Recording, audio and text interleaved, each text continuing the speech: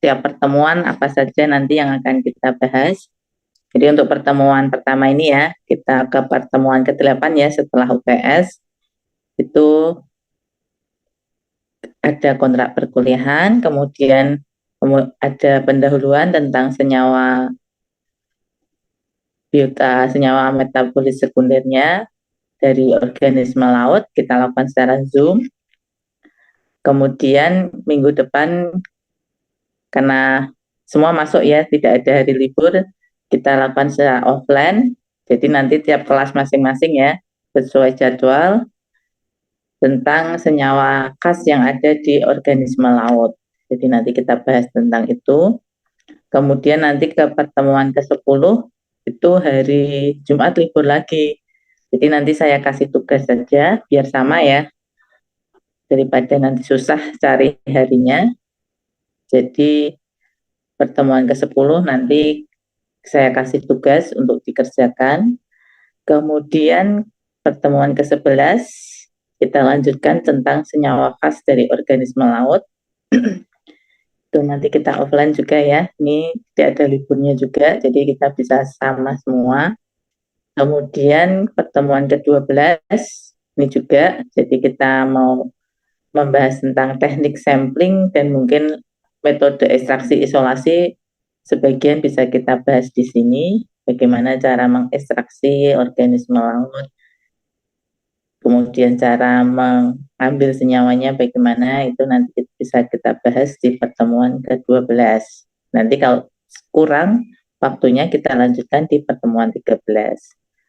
Kemudian pertemuan terakhir nanti kita lakukan kuis ya secara online saja karena ada hari libur juga di tanggal 18 itu. Jadi nanti kita bisa samakan waktunya satu angkatan ya, kelas A, B, C bisa jadi satu.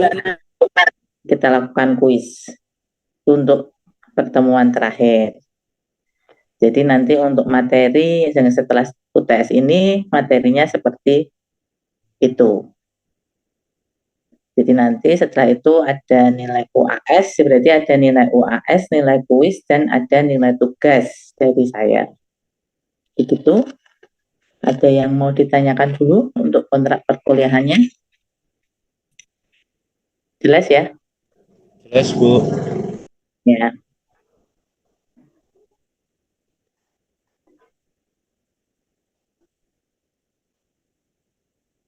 Kemudian kita lanjutkan ya untuk pendahuluan dari pertemuan pertama ini tentang senyawa bioaktif organisme laut. Senyawa bioaktif itu apa? Jadi kita ingin mengetahui senyawa bioaktif ini adalah senyawa kimia aktif yang dihasilkan oleh organisme laut melalui jalur biosintetik metabolis sekunder. Jadi umumnya nanti senyawa yang kita bahas adalah senyawa dari hasil metabolit sekunder. Senyawa metabolit kan ada dua ya. Nanti di sini ada metabolit primer dan ada metabolit sekunder. Yaitu dihasilkan dari proses metabolisme. Jadi proses metabolisme ini apa? Adalah proses yang melibatkan substansi kimia dan degradasi organisme dengan sistem enzimatik. Jadi setiap makhluk hidup itu pasti akan menghasilkan metabolit primer dan metabolit sekunder dari proses metabolismenya, metabolisme organisme tersebut. Mungkin sudah pernah dibahas ya tentang metabolit primer dan sekunder. Nah ini untuk metabolit primer. Metabolit primer ini adalah hasil metabolisme yang digunakan untuk pertumbuhan dan kelangsungan hidup, diantaranya adalah ada lemak, protein, karbohidrat, yaitu digunakan oleh organisme tersebut untuk pertumbuhan dan kelangsungan hidupnya. Jadi ini produk metabolit yang utama yang nanti kita hasilkan. Jadi dari makan nanti akan menghasilkan dari makanan itu kan ada protein, karbohidrat, yaitu bisa untuk tenaga, pertumbuhan, dan kelangsungan hidup. Itu dari metabolit primer. Tapi ada juga produk sampingannya yaitu metabolit sekunder ya, atau yang sering disebut natural product. Ini diproduksi oleh organisme yang mempunyai fungsi yang penting dalam ekologinya. Biasanya metabolit sekunder ini digunakan untuk pertahanan diri. Jadi untuk pertahanan diri melindungi organisme tersebut dari apa organisme lain yang mungkin akan mengganggu kelangsungan hidupnya. Jadi ini untuk pertahanan dirinya.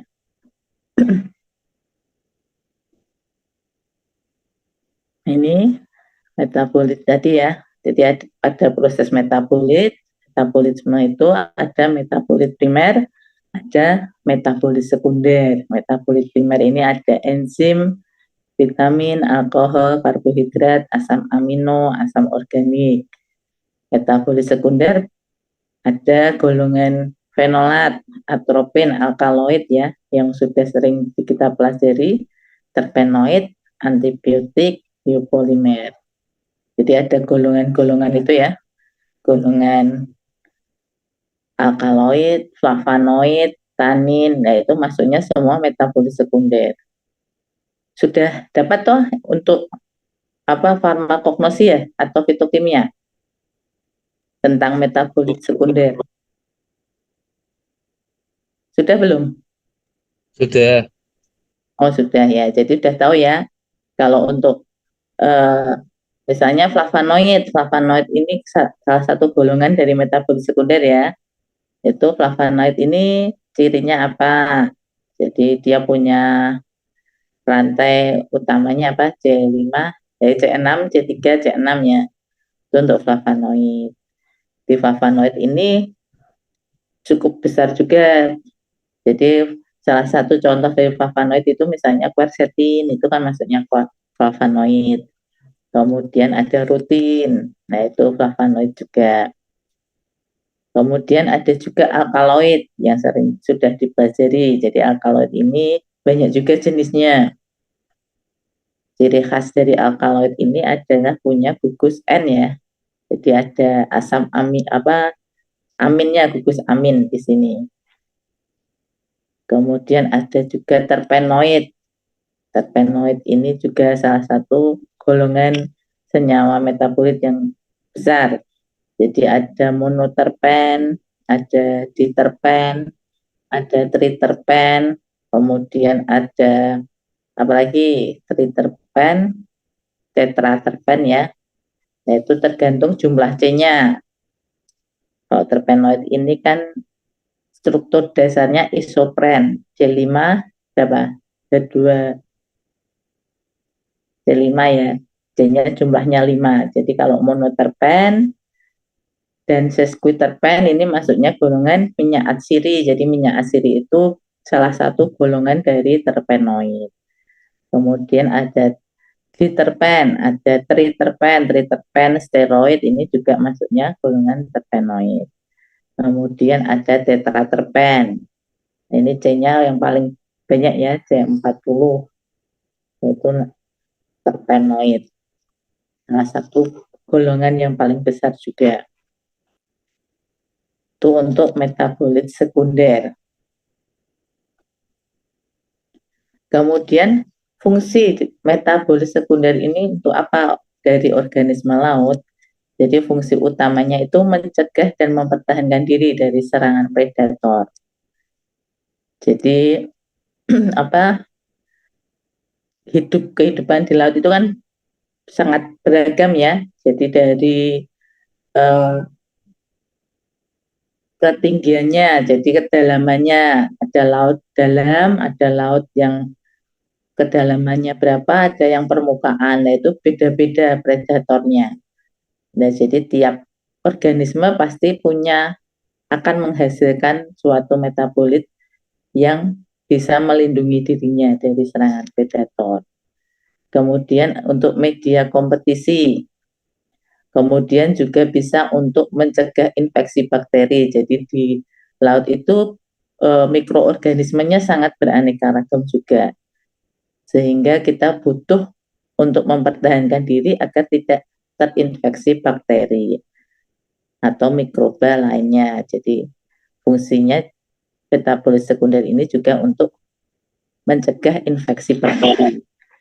Kemudian membantu proses reproduksi dan mencegah sengatan sinar ultraviolet. Jadi fungsi utamanya seperti itu. Jadi pertama untuk mempertahankan diri, mencegah serangan dari predator ya. Kemudian untuk mencegah infeksi bakteri, membantu proses reproduksi, dan mencegah sengatan sinar ultraviolet. Karena tiap kedalaman itu cahaya mataharinya berbeda-beda. Kemarin sudah dijelaskan Bu Anin ya, bagaimana kedalaman di permukaan, kemudian di laut dalam, nah itu beda-beda. Kalau laut dalam kan pasti sinar matahari sudah tidak bisa masuk, daerahnya sudah gelap. Nah itu organisme yang ada di situ juga pasti berbeda dengan yang ada di permukaan. Biasanya kalau yang di permukaan itu warnanya masih beraneka ragam karena ada sinar matahari di situ. Jadi ada proses fotosintesis masih bisa berjalan. Tapi kalau yang sudah di laut dalam,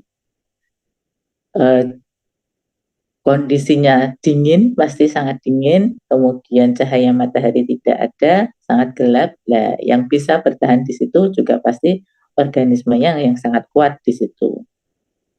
Kemudian fungsi lain dari metabolit sekunder, yaitu fungsi yang pertama adalah sebagai media interaksi dengan organisme lain, seperti hubungan antara predator maupun kompetitor, komensalisme, dan mutualisme. Jadi interaksinya bagaimana? Apakah interaksinya saling menguntungkan atau tidak saling menguntungkan? Jadi kalau saling menguntungkan berarti dia bersimbiosis, mutualisme. Jadi ada juga yang melakukan hubungan simbiosis mutualisme. Misalnya karang, di karang ini tumbuh bakteri. Nah, bakteri di sini juga membantu karang ini untuk mempertahankan diri. Nah, itu berarti hubungannya mutualisme. Si bakteri ini butuh tempat tumbuh di karang tersebut. Ya. Jadi hubungannya mutualisme. Tapi kalau dia menginfeksi organisme tersebut, berarti hubungannya tidak mutualisme ya, parasitisme. Kemudian yang kedua mencegah terjadinya infeksi dari mikroorganisme atau antifouling. Nah ini jadi selain untuk interaksi hubungan antara predator dan kompetitor, dia juga mencegah terjadinya infeksi dari mikroorganisme. Jadi metabolit sekunder ini bisa untuk mencegah infeksi dari mikroorganisme yang membahayakan si organisme tersebut. Makanya sebenarnya banyak sekali yang bisa kita gali pada organisme laut ini. Karena potensinya sebagai antibiotik mungkin yang baru kita bisa temukan. Kemudian yang ketiga sebagai media dalam proses reproduksi seperti feromon. Jadi proses reproduksi ini juga dibantu oleh adanya metabolit sekunder menghasilkan hormon feromon tersebut. Itu fungsi dari metabolit sekunder pada organisme laut. Jadi ada beberapa macam fungsi yang sangat penting untuk kelangsungan hidup organisme tersebut.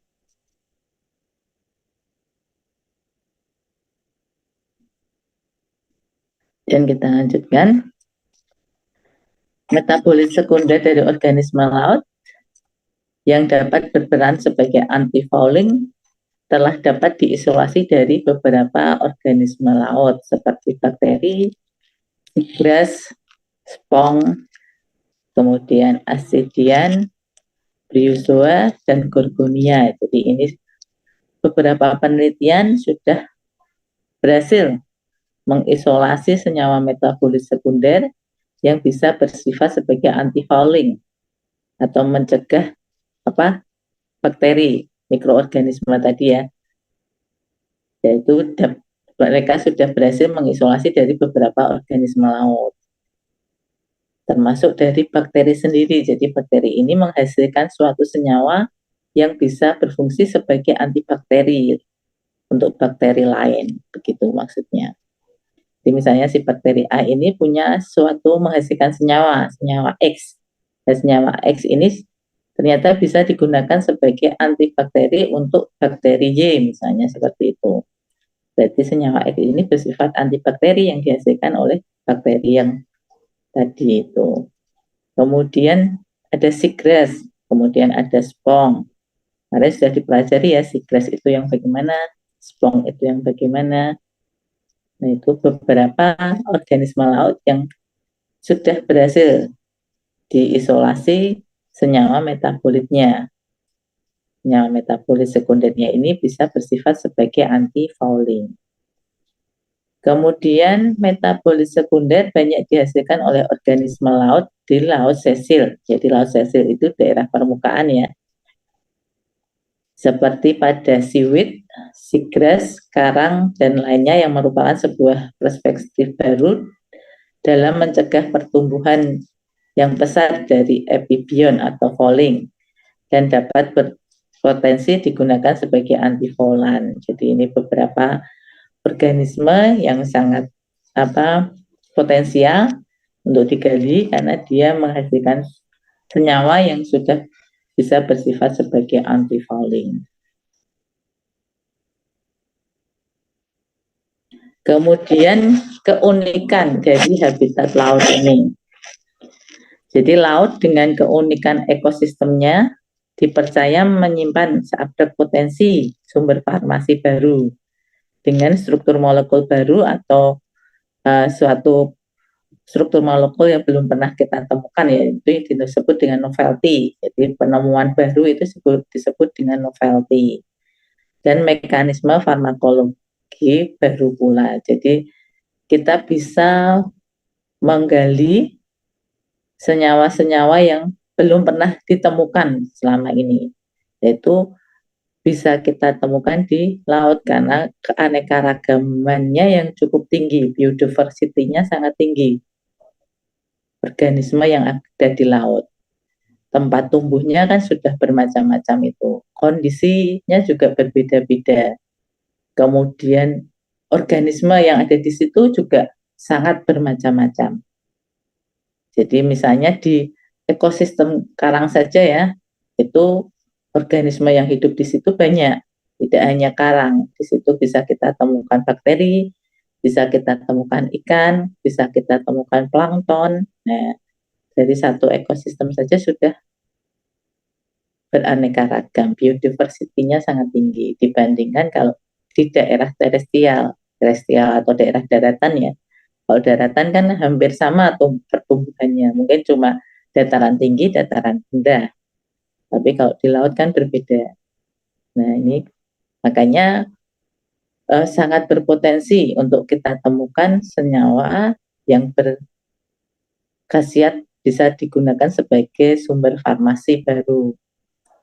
Jadi mungkin kita bisa temukan suatu senyawa yang tidak ditemukan sama sekali di daerah terestrial. Dia punya struktur molekul yang baru, aktivitasnya pasti juga lebih besar atau lebih tinggi dibandingkan yang di daerah terestrial karena kondisi lingkungannya ini sangat beraneka ragam dan bisa berubah secara signifikan. Jadi misalnya ada arus air laut pada kondisi terang dan hujan itu pasti berbeda. Nah, itu juga organismenya juga akan menyesuaikan di situ. Nah, untuk penyesuaiannya pasti dia akan menghasilkan suatu metabolit sekunder agar dia bisa bertahan hidup. Kemudian mekanisme farmakologinya juga. Jadi kalau suatu senyawa yang baru, senyawa yang belum pernah ditemukan, pasti punya mekanisme farmakologi yang baru. Misalnya kalau di darat sudah kita temukan quercetin, seperti itu ya. Yaitu dia sudah punya mekanisme farmakologinya bagaimana. Dan nanti kita ambil atau kita temukan lagi suatu senyawa yang baru dari laut, pasti mekanismenya tidak sama dengan yang ada di darat. Jadi butuh juga diteliti bagaimana proses mekanismenya. Kemudian skeptiskah harapan ini kiranya tidak mengingat fakta-fakta biotik berikut yang membedakan ekosistem laut dengan ekosistem terestrial. Jadi apalagi di Indonesia ya, lautannya cukup luas karena merupakan daerah kepulauan. Jadi potensinya di sini perlu kita gali. Dan sekarang belum banyak yang meneliti tentang organisme yang ada di laut. Jadi masih sangat perlu digali lagi apa-apa saja senyawa yang bisa kita gali, yang bisa kita ambil dari organisme-organisme yang ada di laut. Jadi untuk pengambilannya juga harus diperhatikan, tidak boleh merusak lingkungan yang ada di situ. Nah, itu kita harus pikirkan bagaimana cara untuk bisa menggali tetapi juga tidak merusak lingkungannya. Itu yang harus kita pikirkan.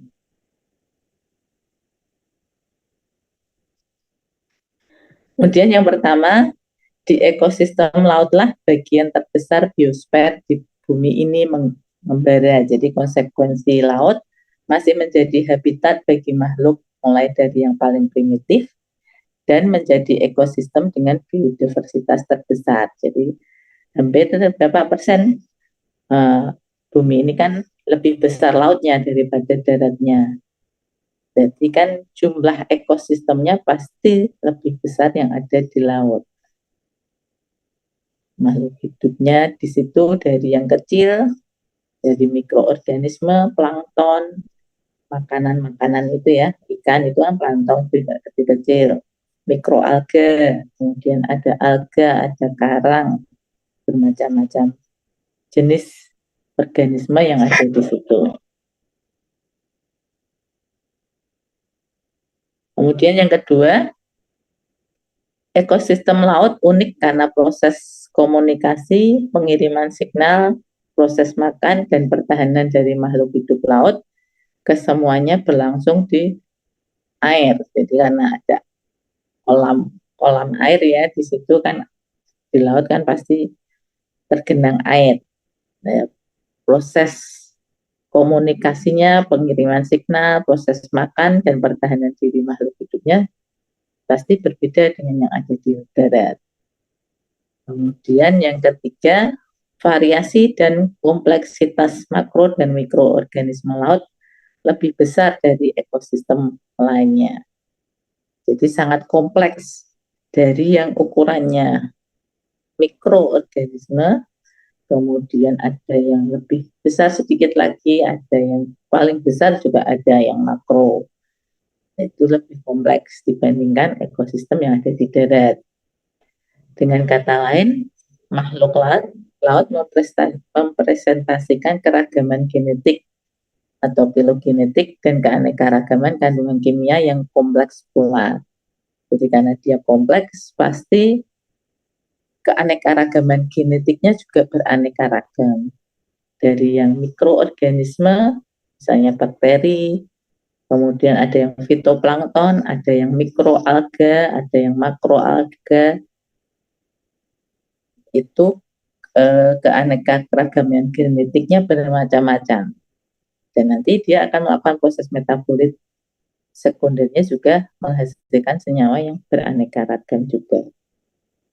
Jadi lebih beraneka ragam, lebih biodiversity-nya lebih tinggi dibandingkan ekosistem yang ada di darat. Kemudian yang keempat, kehidupan di laut didominasi oleh mikroorganisme seperti nanoplankton. Nanoplankton, plankton ini ukurannya kan sangat kecil, ini makanan ikan yang sangat kaya tinggi protein. Kemudian ada mikroalga, mikroalga itu seperti spirulina, kemudian ada chlorella, itu maksudnya mikroalga ya. Kemarin mungkin sudah dijelaskan. Kemudian ada bakteri, ada archaea, dan jamur yang mengontrol lebih dari 90% siklus kimia di lautan. Jadi yang ukurannya kecil-kecil ini mengontrol lebih dari 90% siklus kimia yang ada di lautan, karena dia adalah sumber makanan yang ada di situ. Jadi ikan itu kan makannya plankton, atau plankton, kemudian mikroalga mungkin juga dimakan oleh ikan. Karena makanannya itu, berarti dia akan mengontrol lebih dari 90% siklus kimia di lautan. Kemudian yang kelima, mikroorganisme laut belum banyak dikaji dibandingkan mikroorganisme penghuni terestrial. Jadi eh, mikroorganisme yang hidup di laut ini belum banyak yang mengaji atau belum banyak yang meneliti bagaimana sifatnya, senyawa metabolit apa yang dihasilkan, dan bagaimana potensinya sebagai apa untuk bioaktivitasnya. Apakah dia bisa bersifat sebagai antibakteri atau bisa bersifat sebagai antioksidan, antiinflamasi, dan itu bisa kita gali lebih lanjut. Jadi mikroorganisme ini umumnya dia akan hidup atau menempel pada organisme lain. Makanya kalau dia hubungannya sangat baik, maka disebut simbiosis. Mikroorganisme simbion istilahnya. Jadi dia bersimbiosis dengan organisme apa. Misalnya mikroorganisme ini tumbuh hidup di karang, maka dia disebut mikroba simbion karang. Karang apa? Misalnya karang lunak pada apa? Itu bisa diistilahkan seperti itu. Jadi mikroorganisme ini akan beradaptasi dengan organisme lain. Dia akan menghasilkan suatu senyawa, senyawanya mungkin bisa sama dengan organisme yang dia tumpangi, mungkin juga bisa berbeda. Yaitu kita bisa kaji lebih lanjut. Jadi kalau sama yang dihasilkan berarti tanpa mengambil inangnya misalnya karang ya, karang ini kan pertumbuhannya sangat lambat. Kalau kita mengeksploitasi, kita ambil untuk diambil senyawanya kan akan merusak ekosistem yang ada di laut tersebut. Makanya kita bisa meneliti mikroorganisme yang tumbuh di karang tersebut, apakah dia bisa menghasilkan senyawa yang sama dengan karang yang hidup yang ditumpangi oleh mikroorganisme tersebut. Kalau ada yang menghasilkan senyawa yang sama, berarti kita bisa ambil mikroorganismenya, atau misalnya bakterinya, atau jamurnya. Kelebihannya apa? Kita memanfaatkan mikroorganisme di sini. Yang pertama pasti tidak merusak lingkungan atau tidak merusak ekosistem yang ada di laut. Karena biasanya kalau organisme yang besar-besar seperti karang, kemudian misalnya spong atau yang lainnya, itu kan pertumbuhannya sangat lambat. Jadi untuk menghasilkan jumlah yang banyak itu butuh waktu yang lama. Beda dengan mikroorganisme. Kalau bakteri kan cukup kita tumbuhkan 1 hari, 1 kali 24 jam aja dia sudah tumbuh ya, sudah tumbuh banyak. Nah itu kelebihan dari pemanfaatan mikroorganisme di sini. Jadi kita bisa mengkultur dengan waktu yang cepat.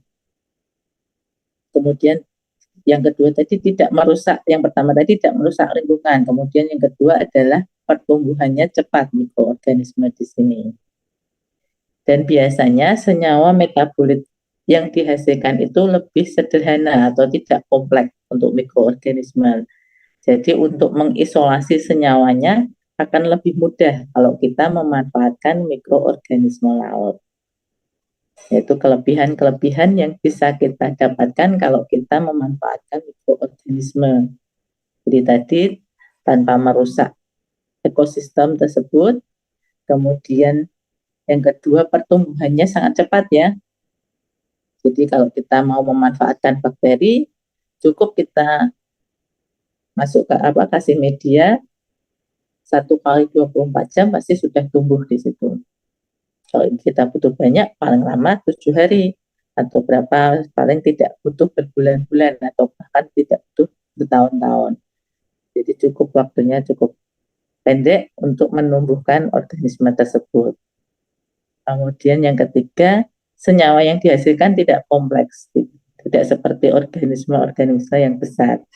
Misalnya pada karang, misalnya pada spong atau sigres, nah itu kan lebih kompleks seperti organisme terestrial. Itu beberapa kelebihan yang kita bisa dapatkan kalau kita mau memanfaatkan mikroorganisme.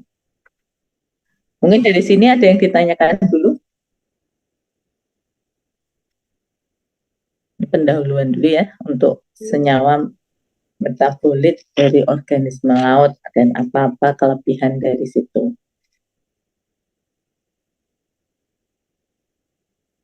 Jelas ya? Jelas, Bu. Ya, jelas kita lanjutkan. Mungkin nanti kita tidak lama ya, karena ini hanya pengantar. Kita bisa selesaikan secara cepat. Kemudian ini untuk kita bisa menggali lebih lanjut, sekitar 40-50% obat-obatan yang beredar di pasaran berasal dari produk kimia bahan alam. Jadi sudah banyak yang memanfaatkan ya produk kimia bahan alam untuk obat-obatan. Bahkan 10 dari 25 top penjualan produk farmasi berasal dari bahan alam, karena sekarang kan lebih banyak kembali ke alam karena lebih aman ya dibandingkan yang sintetik. Mungkin pengertiannya seperti itu. Jadi produk-produknya obat-obatan sekarang lebih menuju ke bahan alam. Kemudian sebagian kimia bahan alam yang telah dikonversi menjadi obat ini diekstrak dari mikroorganisme tumbuhan dan mikroorganisme laut. Jadi ada yang dari terestrial dan ada juga yang dari laut. Keunikan kimia bahan alam dari laut telah dikenal sejak abad ke-14 dalam pengobatan tradisional Cina dan Jepang. Di kedua negara ini, ekstrak kuda laut telah diaplikasikan untuk terapi beberapa penyakit. Jadi di Cina dan Jepang sudah memanfaatkan dari organisme laut ini sejak abad ke-14. Jadi sejak abad ke-14 itu ekstrak dari kuda laut, jadi ini kuda laut yang digunakan itu bisa digunakan untuk pengobatan lemah syahwat, misalnya penyakit pernafasan, ginjal, hati, dan lain-lain. Sudah dimanfaatkan sudah sejak abad ke-14. Akan tetapi jika dikomparasikan dengan sejarah etnobotani atau tumbuhan obat tradisional di ekosistem terestrial, memang penggunaan bahan alam dari laut bagi pengobatan tradisional sangat sedikit. Jadi kalau dibandingkan dengan organisme yang ada di daratan, yang dari laut ini masih jumlahnya sangat sedikit karena belum tereksploitasi lebih lanjut. Jadi mungkin karena orang-orang hidupnya di darat ya, jadi yang diambil kebanyakan yang sudah dimanfaatkan adalah yang organisme yang ada di darat dibandingkan dengan yang laut. Kalau di laut kan kita harus sampling dulu, mungkin harus menyelam dulu untuk mengambil organisme tersebut. Beda kalau yang di darat, mungkin kita bisa langsung ambil di situ. Jadi belum tereksploitasi lebih lanjut atau belum diaplikasikannya lebih banyak yang ada di darat karena mungkin pengambilannya tadi lebih mudah dibandingkan kalau kita ambil di daerah laut. Padahal sebenarnya tadi ya biodiversity-nya lebih beraneka ragam organisme-organisme yang ada di laut. Kemudian prospek metabolit sekunder yang ada di laut, prospeknya yaitu prospek diisolasinya senyawa metabolit sekunder dengan struktur kimia baru yang memiliki bioaktivitas pada makhluk laut, baik yang hidup di sekitar bersimbiosis atau berasosiasi dengan terumbu karang, mencapai probabilitas 300 hingga 400 kali lebih mungkin dibandingkan makhluk penghuni daratan. Jadi senyawa metabolit sekunder ini memiliki bioaktif yang paling besar itu di daerah laut. Jadi kemungkinan senyawa yang ada metabolit sekunder yang dihasilkan di laut ini memiliki aktivitas yang lebih tinggi dibandingkan dengan metabolit sekunder yang dihasilkan dari organisme darat.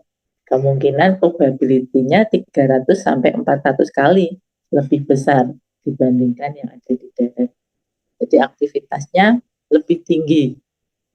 Jadi para ilmuwan ini memprediksi kalau bioaktivitas senyawa metabolit sekunder yang dihasilkan dari organisme laut itu punya aktivitas lebih tinggi dibandingkan dengan organisme yang di daratan.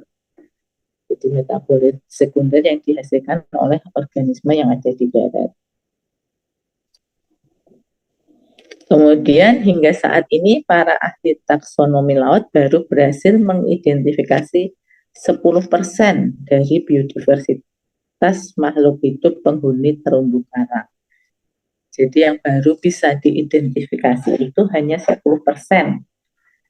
Baru bisa teridentifikasi. Berarti sisanya 90% belum teridentifikasi. Jadi itu yang untuk penghuni di terumbu karang saja. Jadi yang di ekosistem lain juga pasti banyak yang belum teridentifikasi. Jadi yang ada di terumbu karang itu baru bisa teridentifikasi biodiversitasnya itu sebanyak 10%. Jadi kekomplekan organisme-organisme di situ kita misalnya dari alga. Alga ini macamnya bermacam-macam. Jadi ditemukan jumlah spesiesnya itu sudah ratusan dan mungkin masih ada banyak lagi. Jadi untuk mengidentifikasi spesiesnya ini masih banyak yang belum teridentifikasi, maksudnya seperti itu. Jadi dari golongan alga saja, alga kan ada alga coklat ya, kemarin mungkin sudah dijelaskan, alga coklat, alga merah. Alga coklat sendiri ada macam-macam sekali jenisnya, ada sargassum, sargassum aja juga bermacam-macam, ada sargassum sp, ada sargassum polystistum. Nah itu jadi dari satu jenis organisme alga ini saja sudah ratusan jenis spesies yang dihasilkan. Itu yang baru teridentifikasi. Nah, yang belum teridentifikasi kita belum tahu berapa lagi jumlahnya. Jadi mungkin di tiap daerah atau tiap laut itu juga akan berbeda-beda. Mungkin laut yang ada di Samudra Pasifik dengan laut yang ada di Samudra Atlantik, itu organismenya juga pasti akan berbeda karena kondisi lingkungannya berbeda juga. Jadi misalnya kita bisa temukan alga sargassum polystistum di laut A, tapi kita belum tentu bisa temukan di laut B. Jadi tiap tempat yang berbeda juga organismenya juga akan menghasilkan organisme yang berbeda. Organisme yang berbeda ini pasti akan menghasilkan metabolit sekunder juga berbeda antara satu dengan yang lainnya. Jadi tempat tumbuh, tempat daerah tumbuh itu akan mempengaruhi metabolit sekunder yang akan dihasilkan.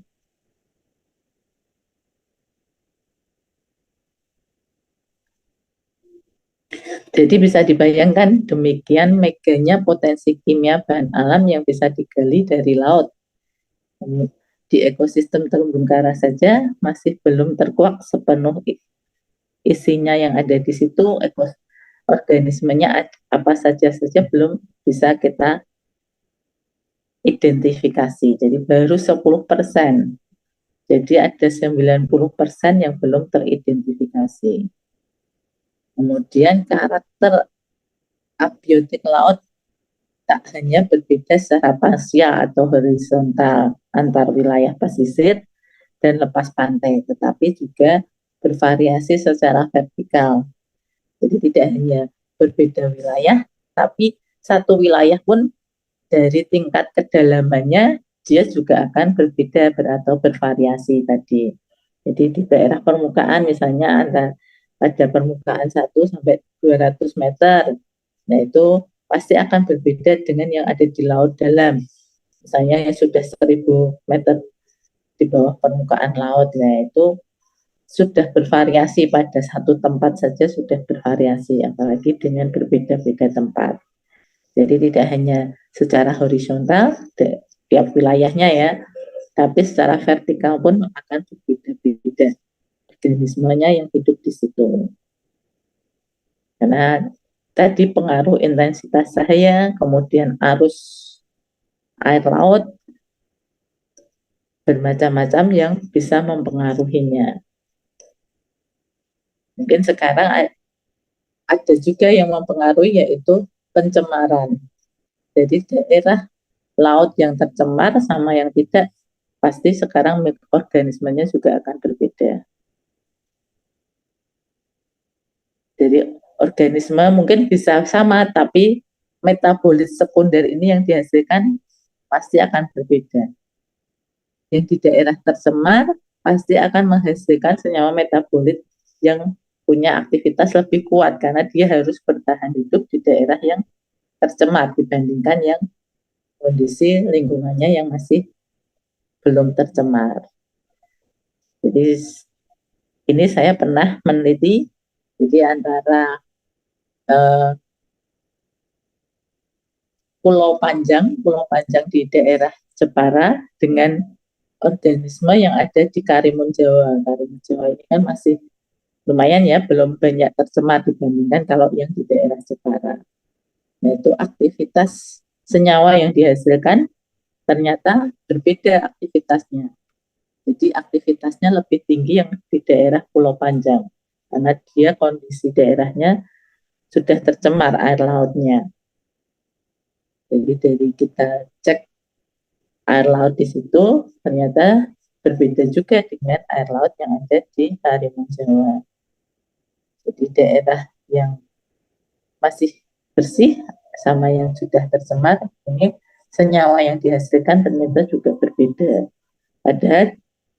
Pada organisme yang sama di situ. Misalnya kita ambil dari spong A di Pulau Panjang ada, di Karimun ada. Tapi setelah kita ekstraksi senyawanya, kita uji aktivitasnya, ternyata berbeda aktivitas yang dihasilkan. Nah itu juga mempengaruhi di sini.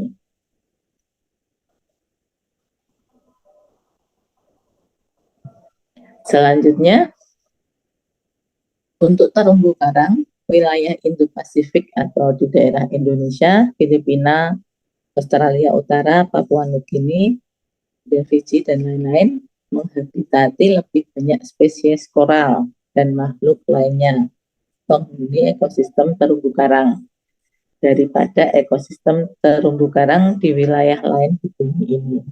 Jadi kalau yang di daerah Indo-Pasifik ini, spesies yang banyak di situ adalah spesies koral, daerah koral, yaitu yang terumbu karangnya beraneka ragam. Jadi tiap wilayah dia punya karakteristik di situ. Dengan kondisi wilayah tersebut, maka organisme yang bisa tumbuh di situ apa? Kalau di Indo-Pasifik ini paling banyak terumbu karang. Di terumbu karangnya lebih bervariatif di situ. Dibandingkan mungkin yang di daerah Atlantik yang daerah dingin atau bagaimana, pasti berbeda kondisi ekosistem lautnya.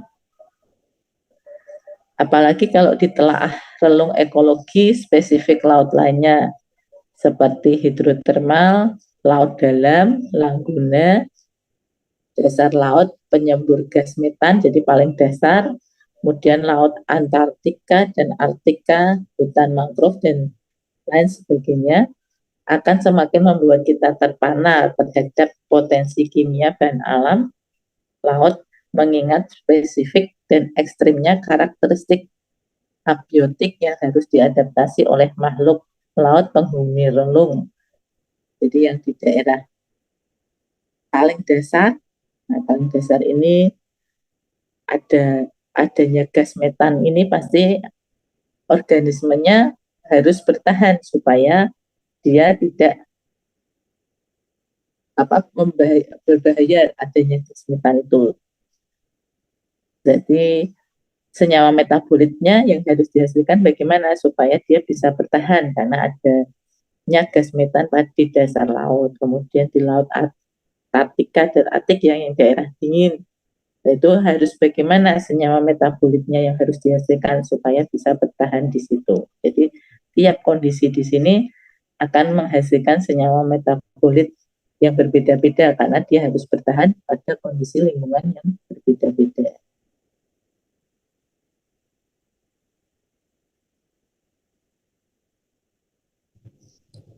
Kemudian di sini bioprospektif kimia bahan alam laut. Jadi ada yang sekarang disebut dengan marine natural product atau MNP ya, marine natural product.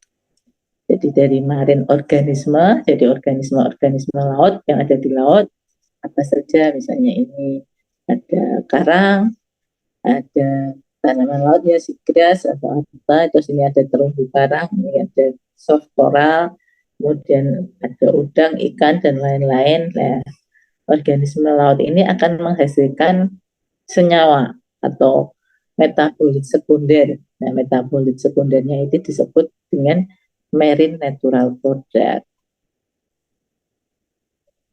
Jadi sadar akan luar biasanya potensi kelautan, dua negara, Amerika Serikat dan Jepang ini berlomba-lomba berinvestasi dalam penggalian bahan alam dari laut atau yang disebut dengan marine natural product.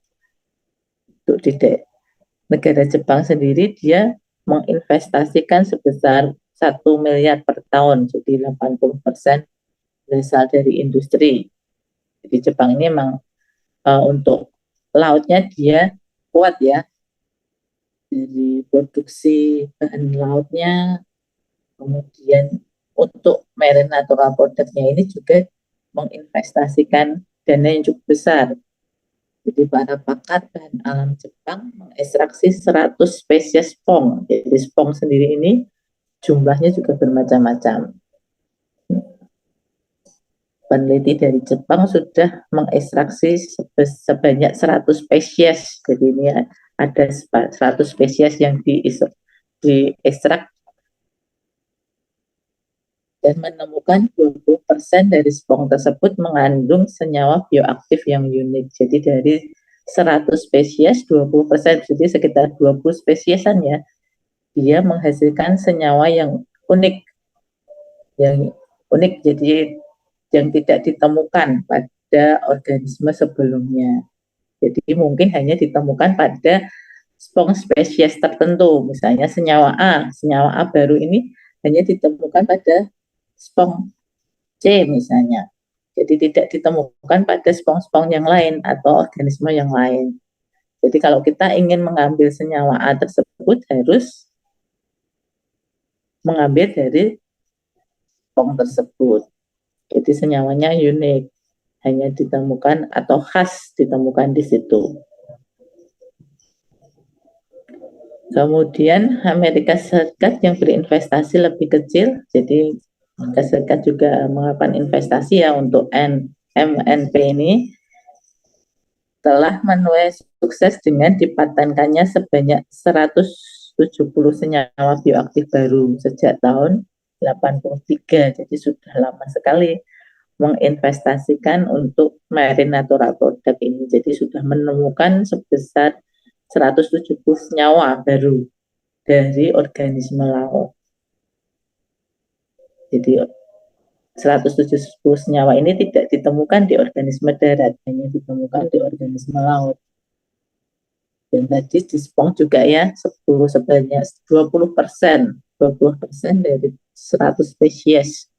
Di sekitar 20 spesies itu menghasilkan senyawa bioaktif yang unik atau yang berbeda dengan organisme lain.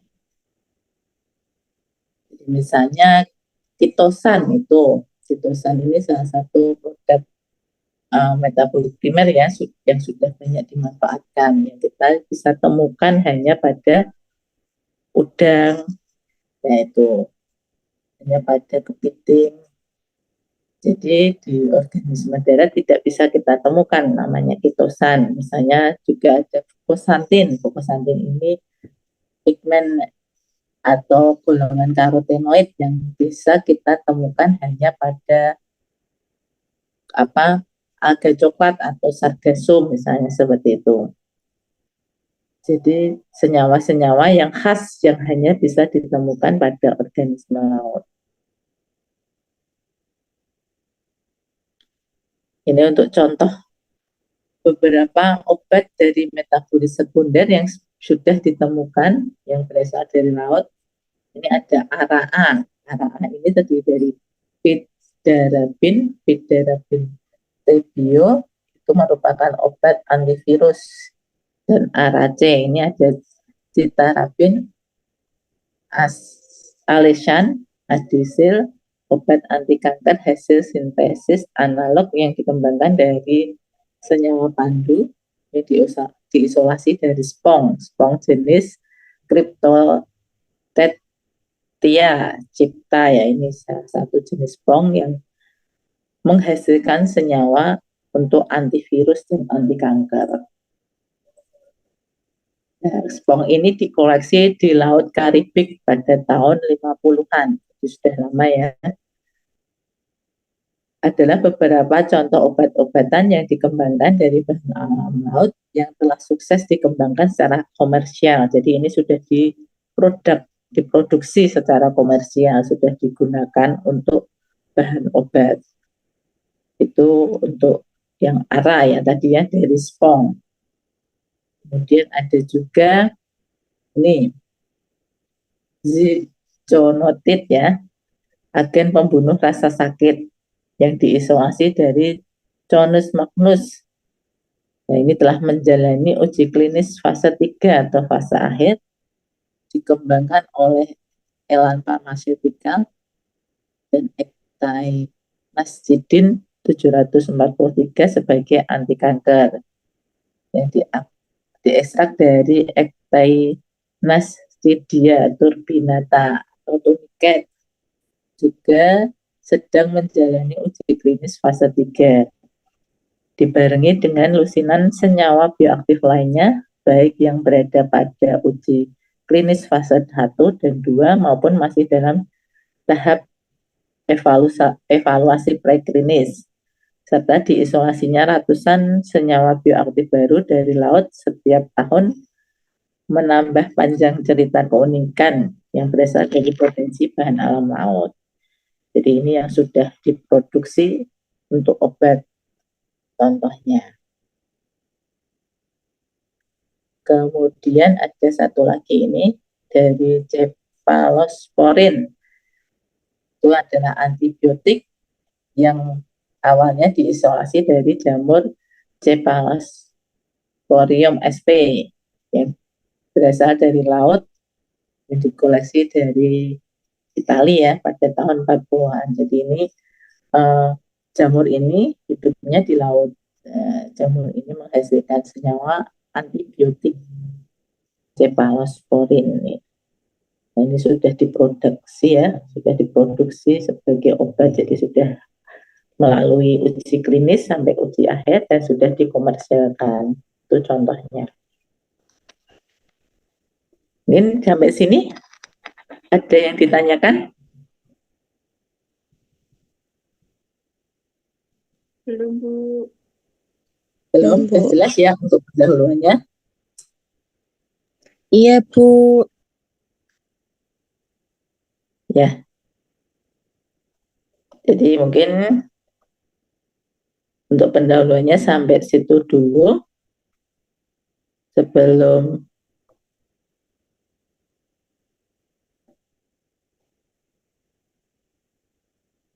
ini absensinya ya, silahkan absen dulu karena ini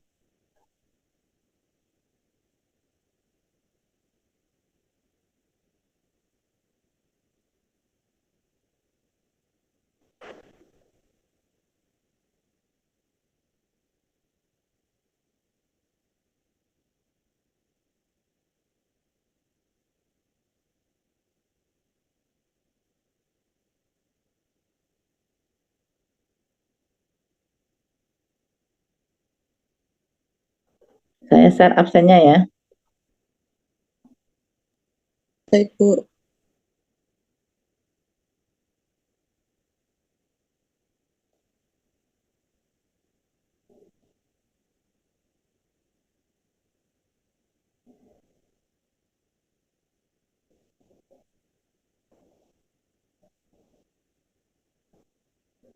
Mana ini chatnya ya?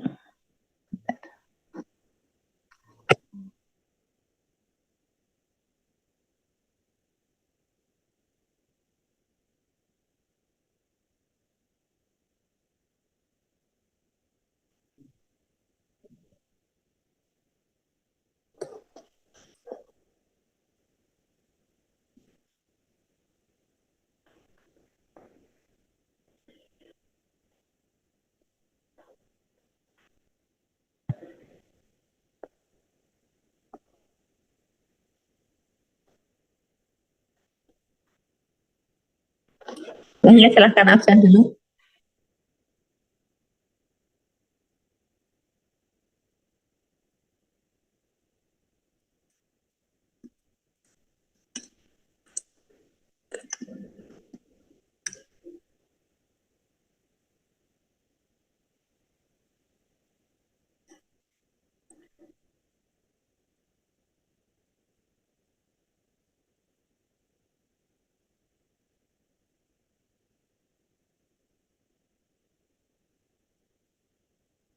Sudah semua? Berarti minggu depan kita di kelas ya. Hari Senin, Selasa ya adanya ya. Selasa kelas apa?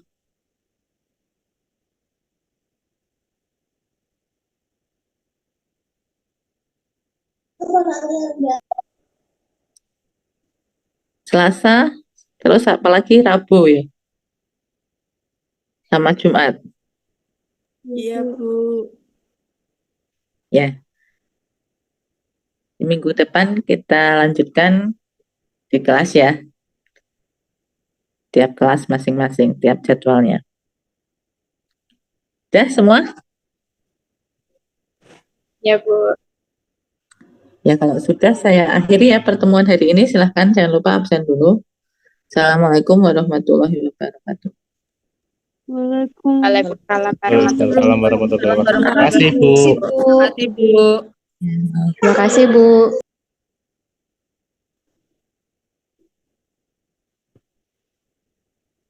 Terima kasih, Bu.